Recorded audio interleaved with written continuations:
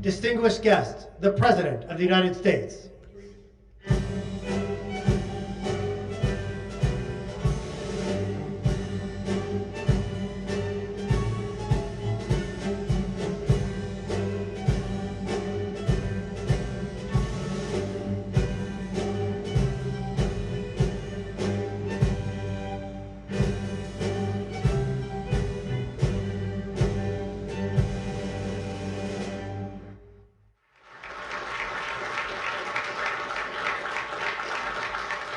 Well, good afternoon. Please have a seat. Well, you can tell the Academy grads in the audience. They got bigger grins on their face than others.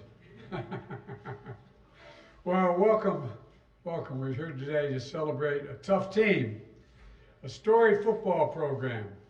This year's Commander-in-Chief Trophy winners, the Army Black Knights.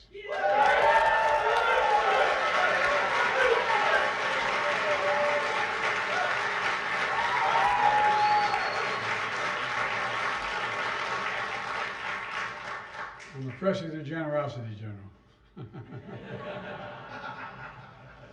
It's an honor to have so many friends and fans with us here today. They include Secretary of Defense Austin, a proud West Point grad himself. You can clap. The Secretary of the Army, Christine Wormuth. Christine, where are you? There you are. Chairman of the Joint Chiefs of Staff, who's smiling anyway, C.Q. Brown, Air Force. He's an Air Force guy, but he's the best. And I was so wanted not to try to rub this in too much, but I also welcome Representative Stanford Bishop, Representative Burt, where's Brett? There you go, Brett Guthrie, good to see you, Brett. Representative Pat Ryan. Pat, how are you, pal? I ain't protecting you, man. You're on your own. Representative Steve Womack.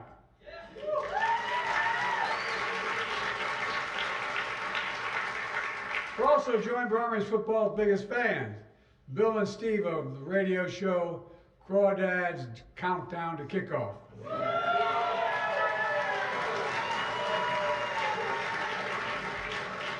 Well, thanks for making a trip from Alabama. And we finally have Coach Jeff Monken, who once again led the Black Knights back to the White House again. Where are you, Coach?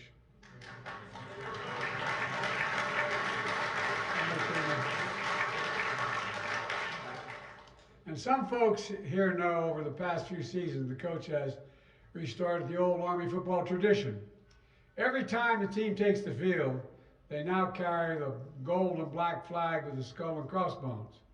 This flag represents everything the Black Knights stand for: toughness, tenacity, camaraderie, accountability. And you all certainly demonstrated that, Coach. Over the course of this season, you faced setbacks, doubts, and uncertainties. Critics counted you out, but you never gave up.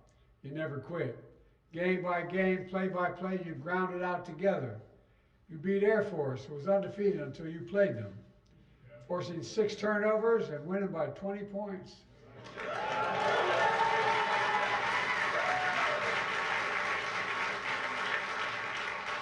A month later, you beat Navy, second year in a row. Today you're taking home West Point's 10th Commander-in-Chief trophy. You should be very proud. I want you to know I'm proud of you too. Not just for the wins, but not just for those forced turnovers, although they're impressive, Coach, but because every game after you hang up that uniform, you immediately put on another uniform, one representing the United States of America. Everyone on this stage stepped up to serve, to lead, to join a long line of American servicemen, each a link in a chain of honor in America. You represent the very best of who we are as Americans. I'm confident that in years to come, you'll be willing to you'll see the same toughness, tenacity, and camaraderie and accountability to to our country that you brought to the field in every single game. Now, many of these cadets are going to have to hear me twice, so I'm going to make this shorter than usual, because I'm getting I have the honor of speaking again at West Point's commencement. So let me close with one brief final thought. Go Army!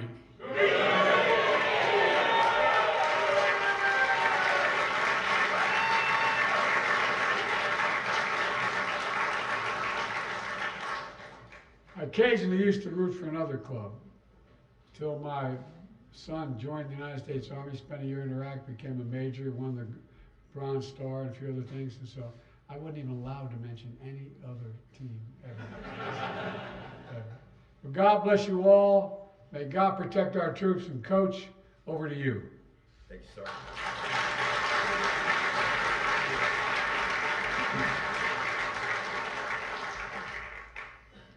Thank you, Mr. President and distinguished guests. On behalf of our Superintendent, Lieutenant General Steve Gillen, our Commandant of Cadets, Major General Lori Robinson, our academic Dean, Brigadier General Shane Reeves, our Director of Athletics, Mr. Mike Buddy, the United States Corps of Cadets, the long gray line of West Point graduates, and the nearly 1 million men and women who serve our nation as members of the U.S. Army, Army Reserves, and Army National Guard. The Army football team is honored to accept the most coveted trophy in all of college football, the Commander-in-Chief's Trophy.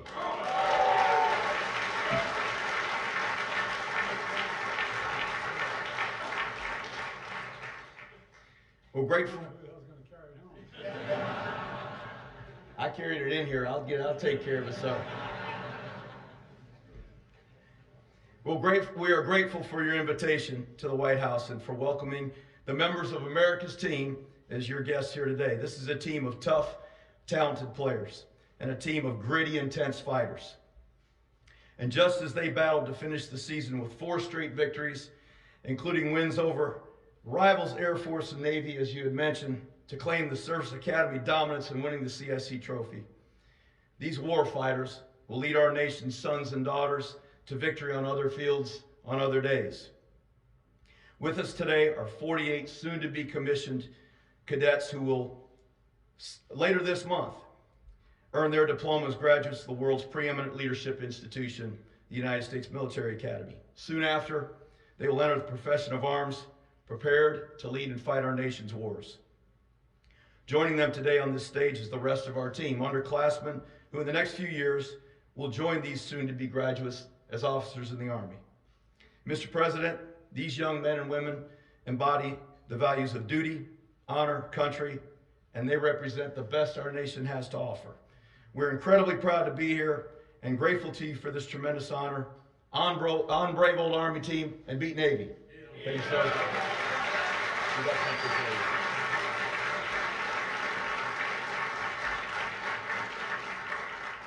Sir, I'm going to call Cadet First Class Jimmy Charlo, who's one of our team captains, Ringwood, New Jersey, to present you with one of our game-worn jerseys from the Army-Navy victory.